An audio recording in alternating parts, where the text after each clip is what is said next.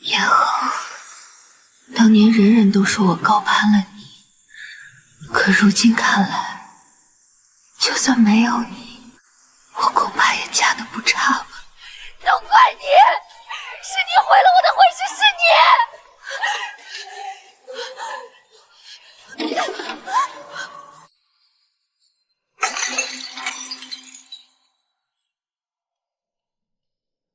以后不许踏出侯府半步。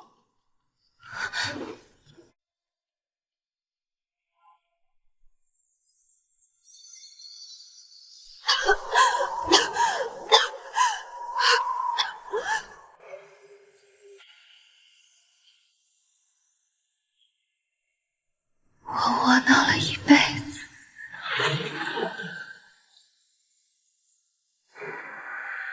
好不甘心。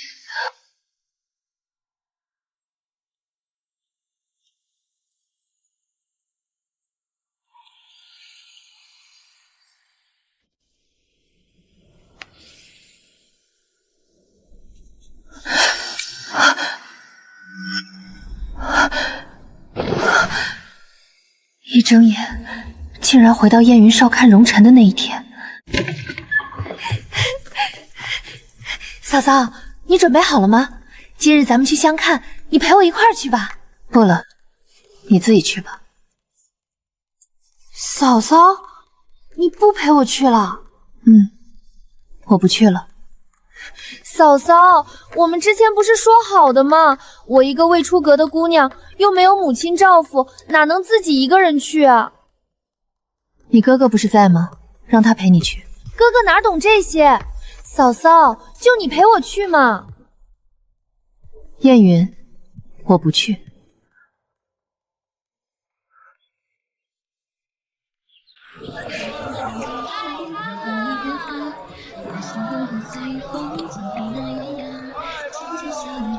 他身量好高啊，瞧着是比你哥哥高一点，你可相中了？他好像走下来了。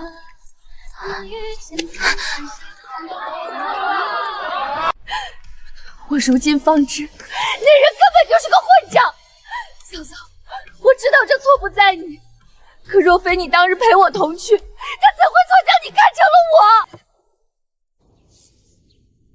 嫂嫂，你今日怎么了？没怎么，只是不想去了。你哥哥最不喜我抛头露面。原来是这样啊，那我去跟兄长说，他定会放人的。要我放什么人？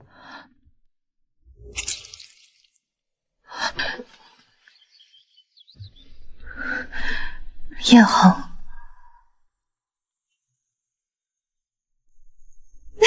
表姐都嫁进来几年了，怎么还像从前似的，这么害怕兄长？哥，你别整天拉着张脸。当初母亲病重，非要定下你们的婚事，外面的人都在嚼舌根说表姐高攀，逼着表姐退婚，最后还不是你说了句母命不可违，认了婚约，大家都以为你心里有多喜欢表姐呢。怎么如今成婚几年了，你对表姐还是这么冷冰冰的？表姑娘不过是寄养在咱们府上的破落户，无依无靠的，哪能配得上咱们大少爷？就是，外面都在笑话呢。大夫人如今缠绵病狂糊涂了，她要是识相，就该主动退了这门婚日。恒哥儿，你于宁妹妹身世差了些，但长得多漂亮啊！你在外面同窗好友多，帮她牵牵线，说不定就有喜欢的呢。确实漂亮，但以色示人，非正妻之道。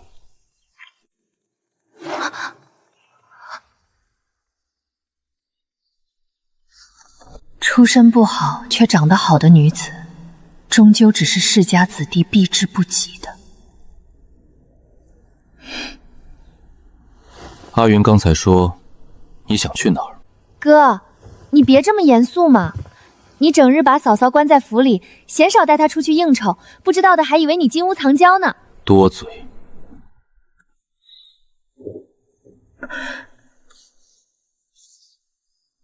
方才在说什么？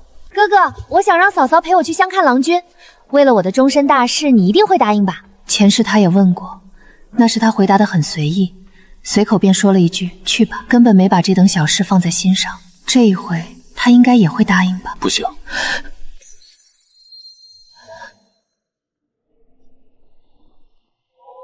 要去你自己去，不要带上他。你让我自己去？你真要带上他去，人家还能看上你？哥，你未免过于迷恋嫂嫂了吧？人家可是宁安侯府的世子，难不成他还能看上一个有妇之那种人，谁知道呢？荣晨，他居然提到了荣晨。燕恒也回来了，他现在是在防着荣晨。妇？哥，你怎么这么不讲理？我一个人去，那能成什么体统？我一个人要怎么去啊？那就别去了。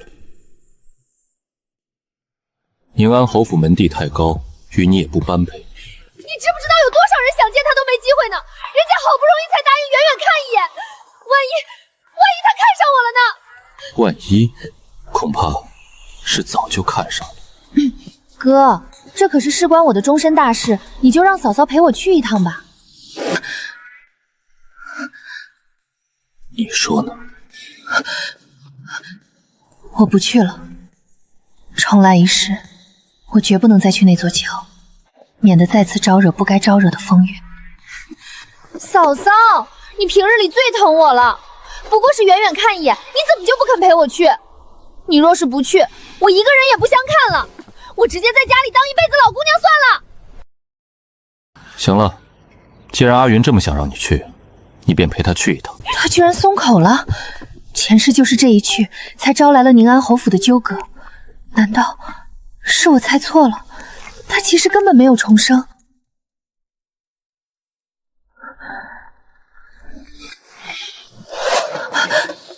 我陪你们去。他竟然要陪同前去。前世他明明只当这是后宅夫人的琐事，根本不屑一顾。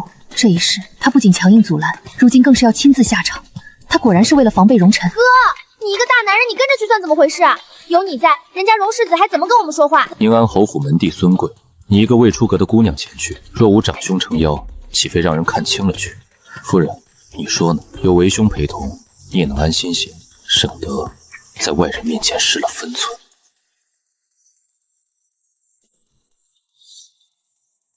表哥是一家之主，你既然做了决定，我自然听表哥的。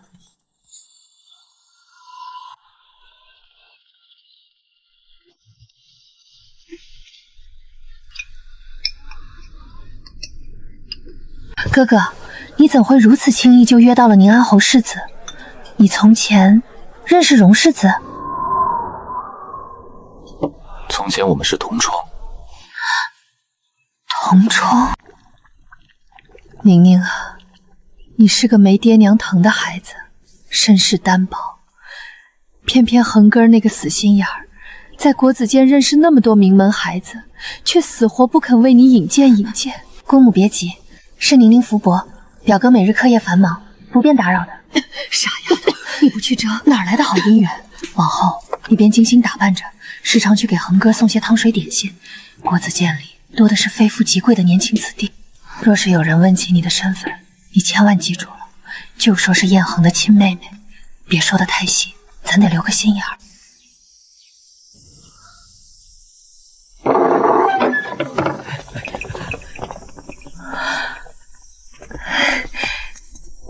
表哥，这是姑母让我给你送来的五补参汤。哟，燕兄，这位姑娘生得如此标致，莫不是你房里红袖添香的红颜之人？朱兄莫爱说笑，她不过是我房里伺候的丫鬟罢了。不是的，我是她的妹妹。妹妹，你天天穿得花枝招展，借着送东西的名头往国子监跑，你真当旁人瞧不出你的心思？只可惜偌大的国子监非富即贵，竟无半个人瞧得上你。以后你休要再去，别丢尽了我的脸面。当年我那么厚着脸皮去高攀去讨好，却连半个瞧得上我的人都没有。如今重生回来，他们却一个个的都变了态度，真是造化弄人。嫂嫂，你发什么呆呢？没什么，只是听你哥提起国子监，突然想起以前去给他送东西的旧事了。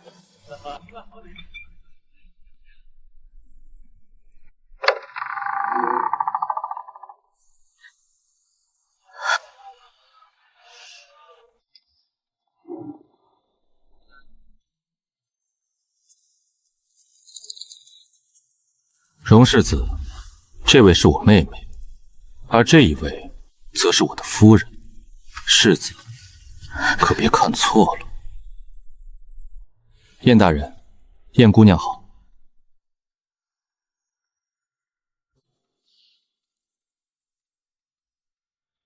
见过燕夫人。确实生得极好，说来也是好笑。前世我被他这一场看错害得凄惨一世。可直到临终，我竟然都没能看清他到底长什么样。我与他唯一的交集，也只有那年早春。夫人，不好了！您房里那只白猫叼着手帕跑出园子去了。怎么又乱跑？快去追！夫人，是姑爷，他今日过府与姑娘商议和离的事，手里好像抱着您的猫。七嫂，帕子呢？先前猫儿跑出去时，明明还叼着我的手帕。七嫂，我未曾见过手帕，兴许是猫玩丢了。罢了，也不要紧，你走吧。夫人，这位荣世子虽然地位显赫，可礼数倒真周全，竟还亲自把猫送回来。只是可惜了您那条帕子。他虽地位显赫，可说到底年轻。比我都还小了3岁。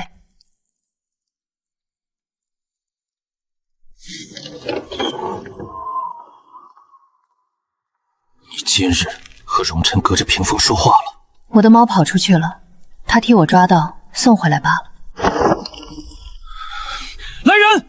从今往后，不许再让任何外人进来。当晚燕恒得知后，便下了死命令。从那以后，直到我死，我都再没见过荣辰了。手帕竟然在表哥的书房里，我想我误会了荣辰，当年他真的没有偷我的东西。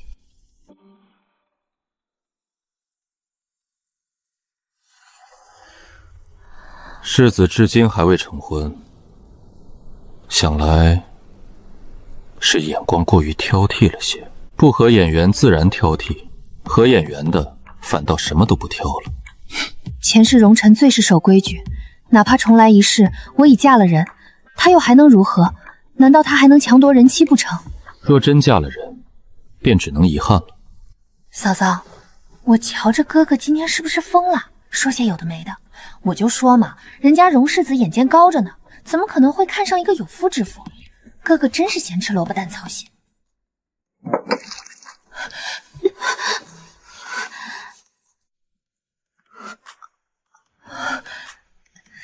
是我一时失手，不小心打翻了，衣襟湿了些，我去更衣，失陪一下。燕大人，请。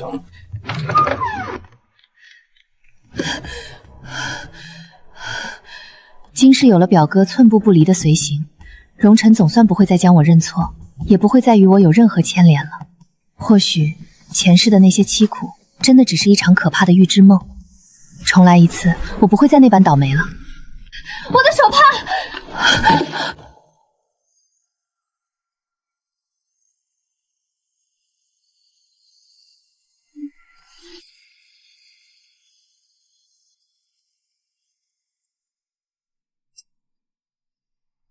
竟然这么巧，偏偏碰到了他。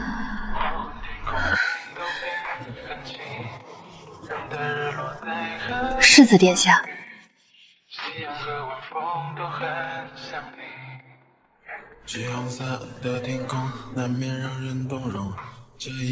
世子，手帕是我的。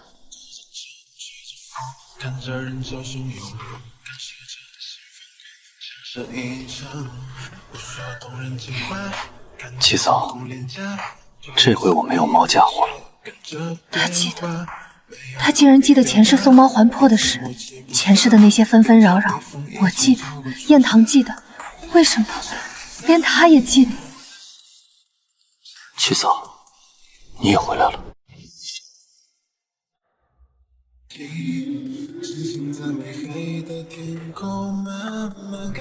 想来是上天可怜我们这一对有情人。世子殿下，你莫不是疯了？谁同你是有情人？前世今生加起来，我与你不过几面之缘。你生的这般好模样，怎么偏偏得了癔症？可前世传闻，你临终时亲口对燕恒说你惦念着的人是我。燕恒听完便被气得一病不起，不久于人世。我当时听闻，悔恨于当年自己未曾早些察觉你对我的心意，生生将你拱手让人，所以不久后我也病重辞世了。就因为我临死前对燕恒说的那句，就算没有你，我恐怕也嫁得不差吧。燕恒那个自尊心重过天的性子，竟然是被我活活气死的。他还真是受不得半点屈辱。难不成当年的传闻竟是不真的？传闻是真，可那只是一句气话而已。世子，你没事吧？原来是这样啊！我就说，若你对我当真有意，前世我怎么会丝毫没有察觉？原来一直是我自作多情了。前世我只图临终前嘴快，能刺痛燕恒一回，好让我自己痛快的咽气。可谁能想到，仅仅是我的那一句气话，竟然会害得眼前这个经才绝艺的宁安侯世子白白松了性命。榕树子，我是无心。不要说是无心之言。我明白您的心意了，夫人，您不用为我的死负责，一切都是我自作多情。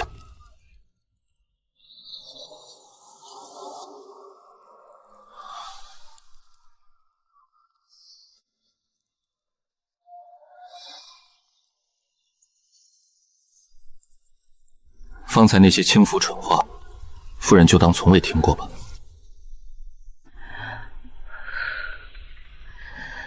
夫人，你在这里啊？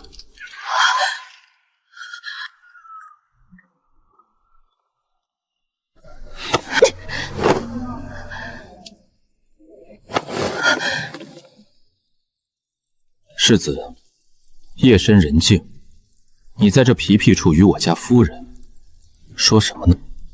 叙旧罢了，不让叙吗？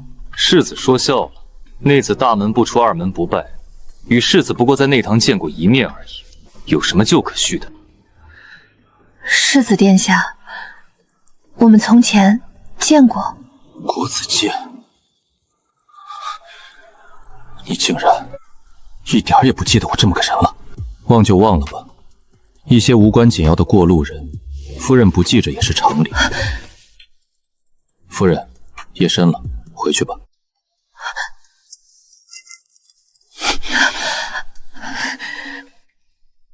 表哥，嫂嫂，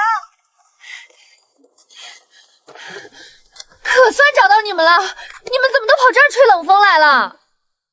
这就回了。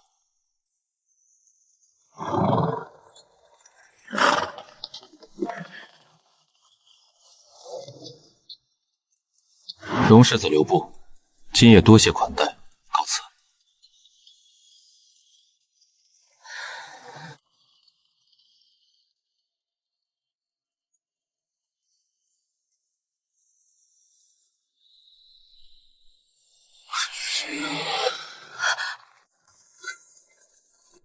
国子监大雪，我想起来了，我想起来是在哪里见过他了。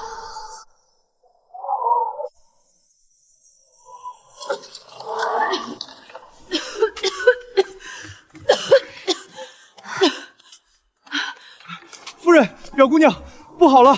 从国鲁监回来的路上，道路结了厚厚的冰，前头的马车打滑全堵死了，连咱们大少爷的马车也被困在半道上，寸步难行啊！哎呀，这天寒地冻的，恒哥在外面冻了这许久，若是受了风寒，可怎么得了？姑母您别急，表哥身子要紧，我身子骨结实，这就带上热姜汤和蓑衣斗笠，骑马去迎表哥回来。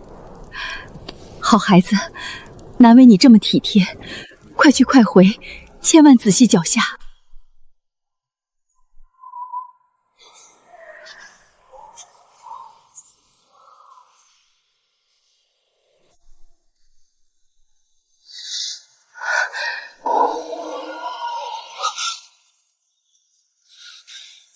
这么冷的天，你跑来做什么？表哥，快喝口热姜汤驱寒，这冰一时半会儿化不了，咱们骑马换路回吧。车就先拉到路边去，也不至于挡了别人的道。我留了2个小厮在这守着，出不了差错。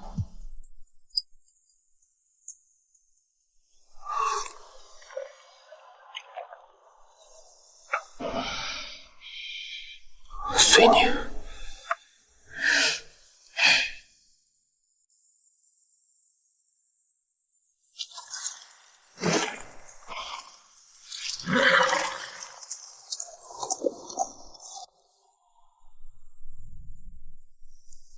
你这蓑衣倒是不错。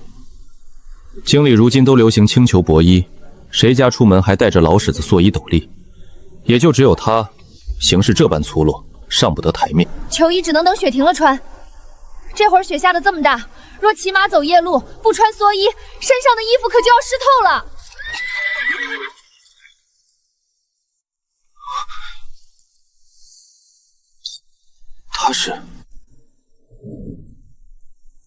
她是我房里的丫鬟。不是的，我是燕恒的妹妹。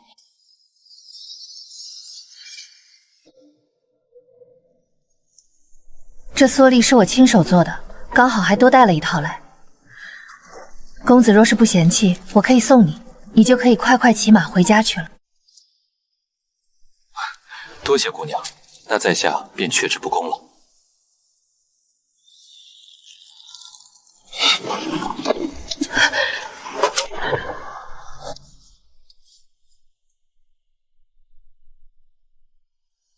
谁让你随意送人东西的？并非随意啊，我看表哥你与他交好，他应当也是个不错的人，我这才送的。那我刚才说你是房里的丫鬟，你为何要当众否认？我本来就不是丫鬟啊，况且是姑母临行前特意叮嘱我的，让我在外头要自称是你的妹妹。原来如此，原来你近来频频对我献殷勤，竟然是和母亲存了这种心思。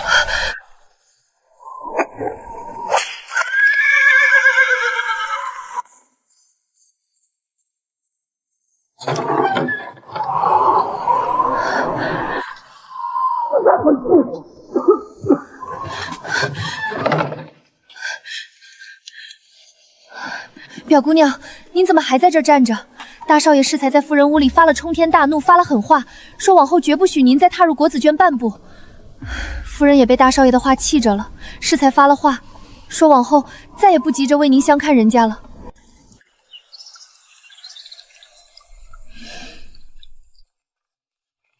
表姑娘，宁安侯府差人送东西来了。可是送给我的那套蓑笠，他们可有提起？表姑娘，那蓑笠连个响儿都没盼来。这2盆上好的兰花，还有这去侯府做客的帖子，是宁安侯府特意送给咱们府里大姑娘的。阿云，可阿云今年才几岁啊？她还是个孩子呢。唉，谁说不是呢？大姑娘年岁尚小，夫人觉得实在不妥，已经当场出面将这做客的帖子给婉言拒绝了。阿云才几岁，都有世家上赶着来打听。我一个大活人，天天眼巴巴盼着，却无人问津。罢了，往后我再也不去盼这些虚妄的事了。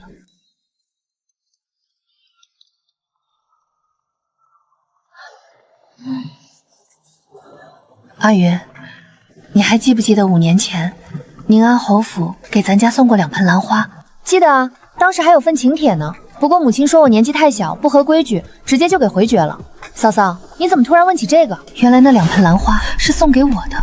那个大雪天送出蓑笠的少年，居然是荣辰。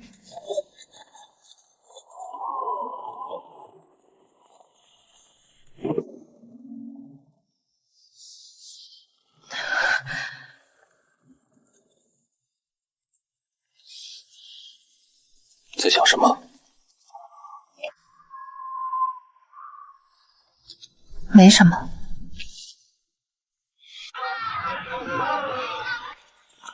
前世燕恒嫌弃我抛头露面，若有要买的衣物首饰，都是将掌柜叫进府中挑选。如今重生回来，他倒真是变了。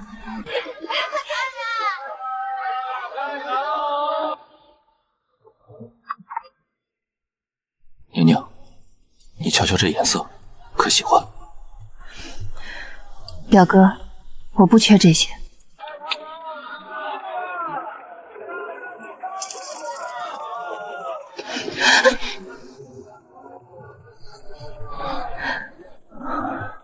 姬琛，你以前最爱这些。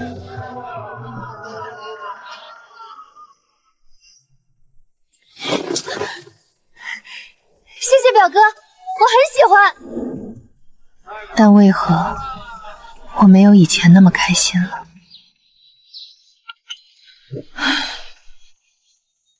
燕云，你今日心事重重，是有什么烦恼吗？嫂嫂，这都等了好几日了，宁安侯府那边一点动静都没有，看来那位荣上子是没有相中我。阿云，那位荣世子，你当真喜欢他吗？前世阿云对荣晨其实实在称不上是爱。表姑娘，说起来，前儿个听说那府上的少奶奶们可都是成日里守着夫婿，咱们姑娘若真嫁了过去，想来也是极恩爱的。喜欢啊，怎么不喜欢？那可是宁安侯府当今皇后的娘家呢。上回在街上，我远远瞧见了一回宁安侯夫人，那排场可真是大，浩浩荡荡的一字排开。嫂嫂，我估摸着咱家的大门都得拆了，才能容得下她的轿子抬进来呢。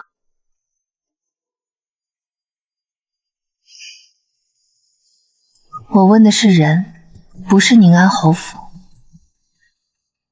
人啊，长得不错。没了？没了？还有的话，就是感觉他和我哥合不来。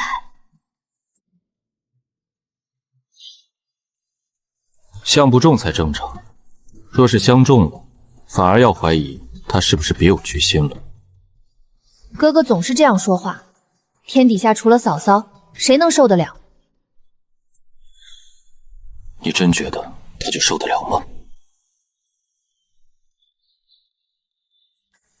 当然了，嫂嫂多喜欢你啊！你难道都忘了？你当年在国子轩读书的时候，那么冷的大雪天，嫂嫂眼巴巴的跑去接你。后来你们不知为什么在半道上吵起来，竟然自己骑马回来了，把他一个人丢在雪地里。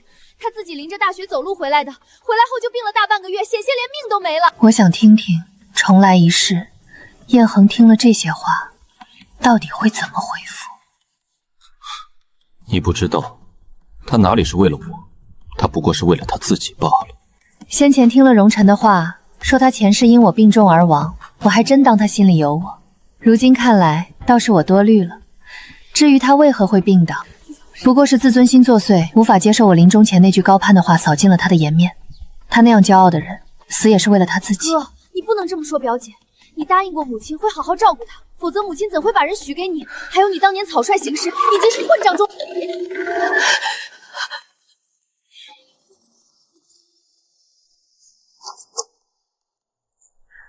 有人下了帖子来，嫂嫂，你快看，这可是皇后娘娘宫里亲自发出的赏花帖。每年春季，皇后在寺里祈福，闭寺3日，百姓根本进不去。因这寺里桃花开得极好，才办了这赏花宴。久而久之，都成世家公子姑娘相看的聚会了。这帖子千金难求，我这还是头一回受邀呢。好嫂子，你陪我一块儿去吧，有你陪着，我心里才踏实。我能去吗？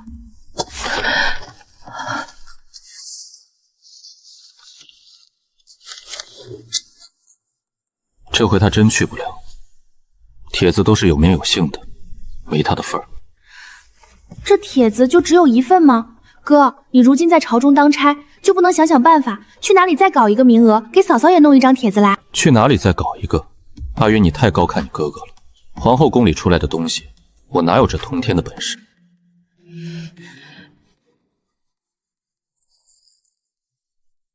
你怎么了？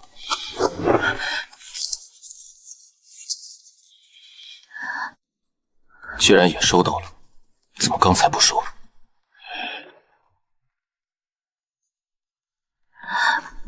这我本就叫于宁，这世上也只有燕家自欺欺人。当我已经成了这府里的夫人，兴许是宫里办事的人没问清楚吧，不知道嫂嫂已经嫁入咱们燕家成婚了。哥，你别生气，要不咱派人送回去，让他们改一下名字。还是说这名字不改倒也行呢？不改？宫里那是什么地方？他们连京城里有于宁这号人都查得清清楚楚，又怎么会不知道他到底有没有成婚的这点小事？表哥何必多想，宫里做事一向严谨罢了。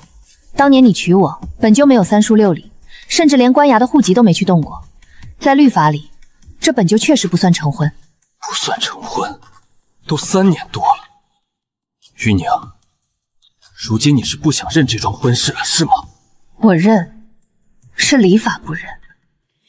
当年何其仓促，甚至都来不及派人去我老家办妥籍书更名的手续。说不定这次宫里本是想邀你燕大人的夫人赴宴，可去官府一查，却发现户籍上根本查无其人，这才不得不如此行书，写了我于宁的名字。当年我娶你是仓促了些，可你当真不明白吗？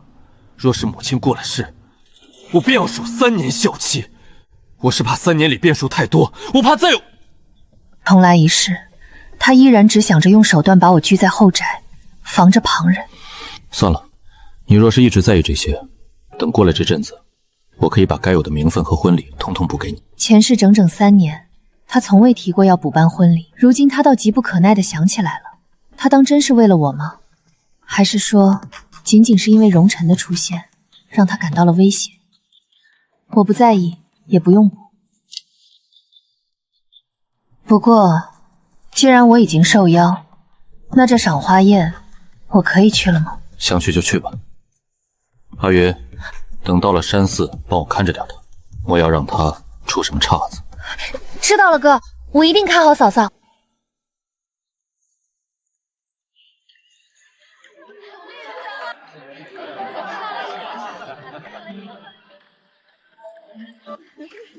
瞧瞧，那围得水泄不通的，可不就是宁安侯夫人？今儿个这赏花宴，说白了，各家还不是冲着荣公子来的？可不是嘛，荣世子是侯府世子，又是当今皇后的亲侄子，正是说亲的黄金年纪。我听相熟的嬷嬷说，侯夫人前些日子下了最后通牒，非要她今年娶妻成家。这不，各家女眷都把自家待至闺中的姑娘往侯夫人面前送呢。于姑娘，我家夫人有请。侯夫人，于宁见过夫人。你是燕家3房夫人于氏的侄女，燕云那小丫头的表姐，对吧？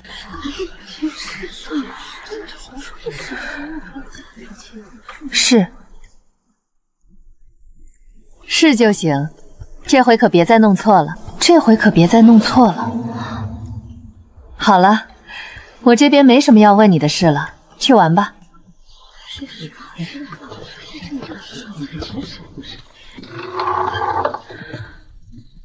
你方才可听清了？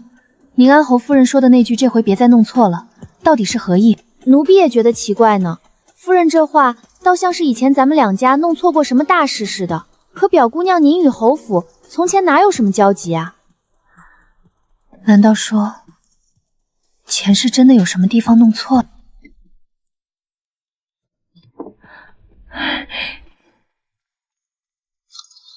阿云，你会……怎么是你？今日前头全都是等着与他相看的各家姑娘，打扮的这般夺目，当真是孔雀开屏。前头已经开席了，我瞧着你一直没跟在燕云身边，就猜你恐怕是不想去前头跟那些人一块吃了。七嫂，许久不见了，我方才特意让寺里的厨子做了一碗鳝丝面，你愿不愿意尝尝？鳝丝面，这里可是佛门清净之地，这是荤食吧？素的不好吃啊。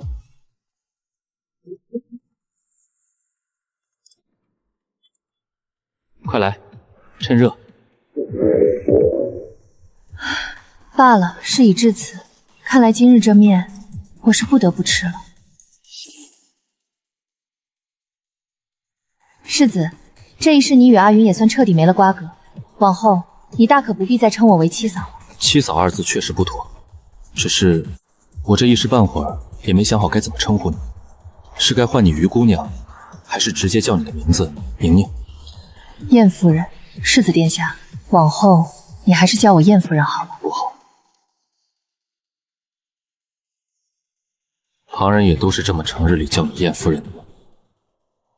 还是说，这天底下只有我一个人，必须得守着你这规矩？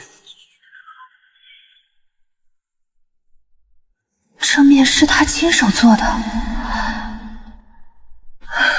那便随你吧。那我退一步，往后便唤你为夫人吧。左右那燕字听起来实在是不怎么好听。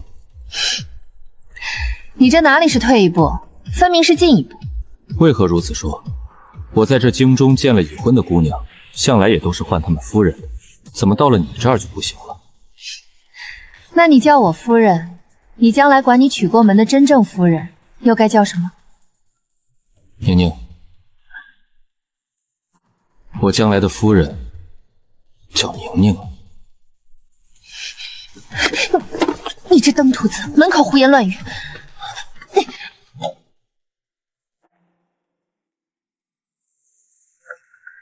明天我还能再来吗？不用，明天不用来，我一点也不想见你。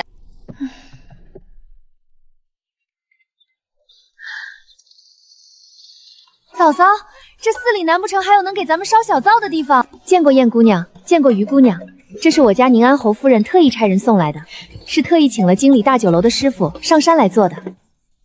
哎呀，可算有口好吃的了！这几日天天吃素，我这嘴里都快淡出鸟来了。嫂嫂，那我就先回屋吃去了啊。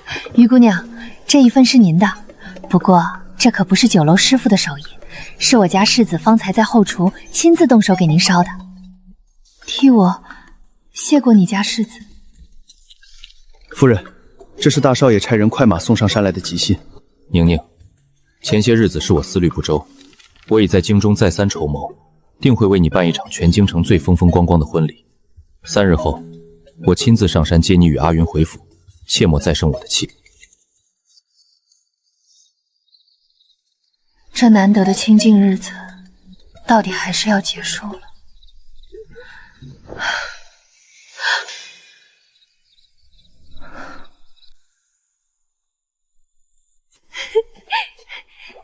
嫂嫂，你快些！我刚才听旁人说，这山里南面的桃花最灵验，折几枝带回去供着，能带来顶好的桃花运呢。阿云，今日大伙儿都要下山了，车马都已备好，这等道听途说的谣言你也当真，咱们折回去吧，免得耽误了时辰。哎呀，就折一枝。嫂嫂，你身子弱，走得慢，你且在后头跟着，我先去前条探探路。阿云，你慢些，别跑远了。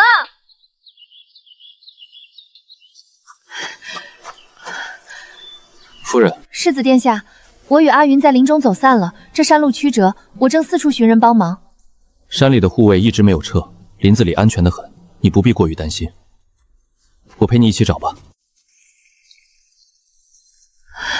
阿云，慢着，你看清那人是谁了吗？那不是小沈将军的独子沈周吗？前世阿云和沈周倒是有段缘分的。是他，所以你如今还要过去吗？罢了，不去了，咱们走吧。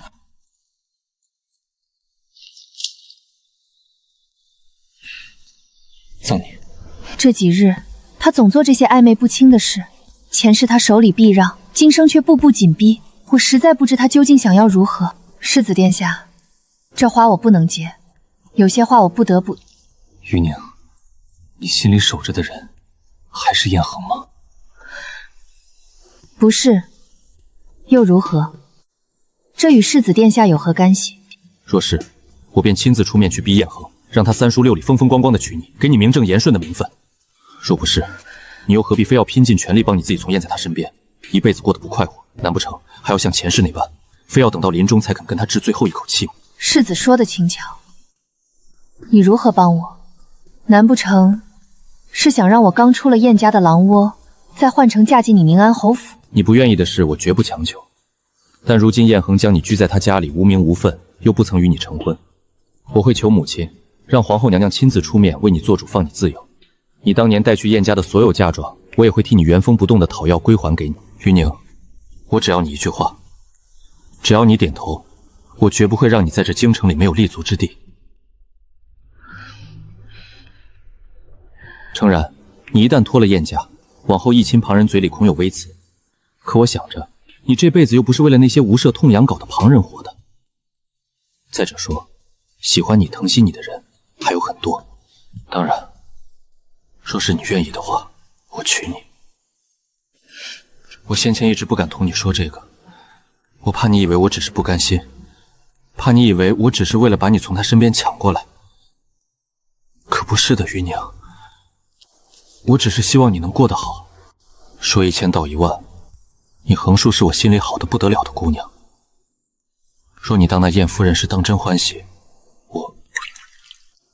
我也是会很欢喜的。不是了。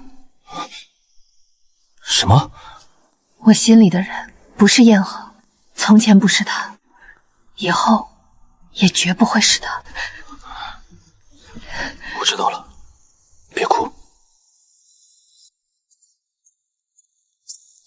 于宁，你在这里做什么？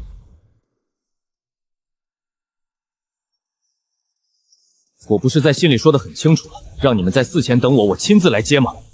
你为何会与他单独在此？怎么每回都是世子？就这么爱和我夫人说话吗？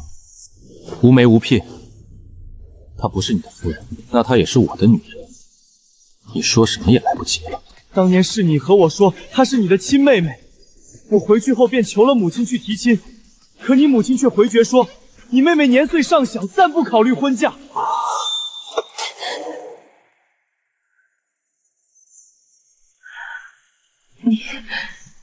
你当年去提过亲？我让我母亲多次下帖去请燕家姑娘，可不巧那时大夫人病重，燕云也从不迎客。再后来，燕家守孝3年，我硬生生等到了你们出了校期，立刻托人上门去问。可你，燕恒，我也曾视你为兄长，自认为你是君子，可你不仅骗了我，你还怕我哪天得知了真相，就在守孝前就用手段哄他跟了你去。你欺负他无人撑腰，你自私卑鄙，无耻无义。所以，当年你那么着急，不是为了冲喜救姑母，你是怕你还在校期里，旁人来向我提亲，对吗？宁宁，你别信他的，我当年只是不想让你等我而已，怕耽误了你。再说了，我为什么会怕他来提亲？难道荣辰来了，你就不愿意嫁给我了吗？表哥，你不该如此的。姑母对我好，我便理所当然的对你和阿云好。当年姑母临终前让我嫁给你，我自然也会听从母命嫁给你。除了听从母命，难道这么多年，表妹你就真的没有喜欢过我吗？喜欢你什么呢？你说我以色示人，并非正妻之道。成婚后，你又将我收了房，连门都不许我出。说实话，我这一辈子一直以为表哥你也是极不喜欢我的。你再说一遍，你敢说你从来就没有喜欢过我？你试试！这么多年咱们在一处朝夕相见，同桌起居，同床共枕，你如何能这般狠心说没有喜欢过我？哪怕只有一瞬。我也想过，甚至这些年我也曾努力过。可是表哥，人这一辈子怎么可能喜欢上一个从骨子里就瞧不起自己的人，哪怕只是一瞬？我想的是对的，你对我没有爱，只有恨。放开！你不许再碰他一根指头！我知道，我想改，我这一回来我不就立刻改了吗？我亲自带你上长街逛街，我允许你出门，我也想把那场该的婚礼补给你。你为什么就不能再给我一次机会？表哥，上天垂怜重来一世是与我心生的，并不是为了让你来纠正你的错误。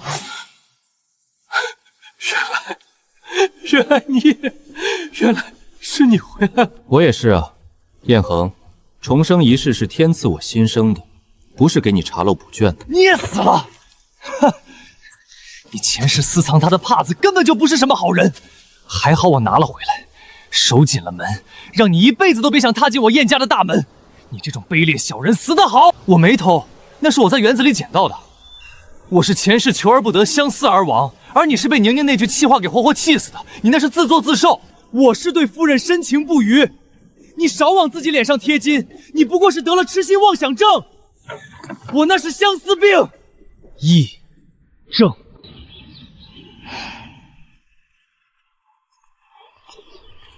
哥，嫂嫂，你们怎么都在这儿？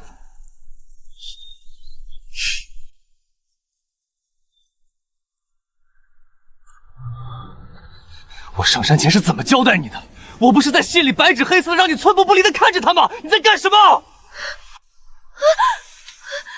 哥，我错了，我真不是故意的，你别哭了。燕大人，这事儿不怪燕姑娘，是我拉着她去林子里说闲话，这才耽误了时辰。要罚您便罚我，都是我的错。不关你的事，妹夫。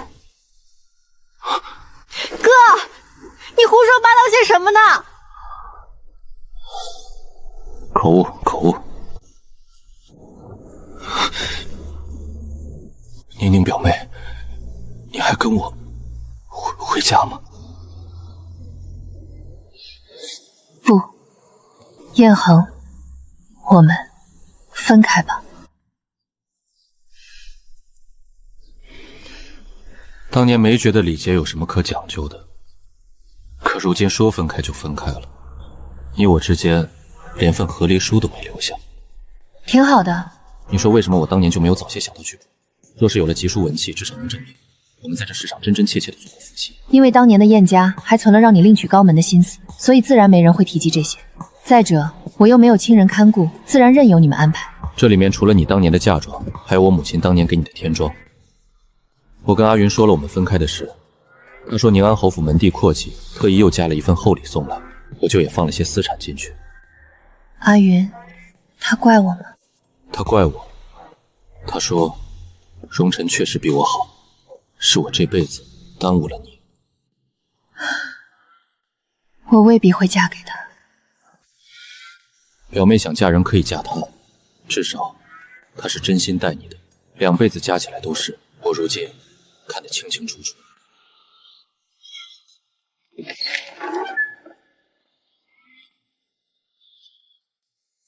你想的话，出嫁时可以从母亲的住处发嫁。母亲她临终前是和我细细说过，她说让我娶你时一定要从她的院里发嫁。她说她是你的亲姑母，是你的娘家人，而非管教你的婆母。她让我一定要好生待你。出嫁时从姑母的旧院里发嫁，原来并非是重活一日上苍垂怜，而是姑母在天之灵不忍见我前世枉死，才为我求来了这一遭。母亲，真是怪我，是我自私卑劣，我不该在您病重时去求您把宁宁许给我的，是我害了她一辈子。宁宁啊，我们家晨儿是个不急的性子，可我这做母亲的急呀。我今日过来就是想让你把心放宽，你以前那些遭遇，晨儿都一五一十跟我交代了，往后嫁过来，万事由我给你撑腰，你可千万别有任何后顾之忧。夫人体恤，于您感激不尽。只是我曾与燕家成过婚，京中流言。哎呀，说来都怪我，我当年要是亲自让那大夫人把所有的姑娘都叫出来，哪能白白耽误了这好些年。当年晨儿那小子在我面前说的言之凿凿，结果我见了燕云那小丫头，就感觉哪儿都不对劲。这美人生来多曲折，多经历些磨难也是常有的。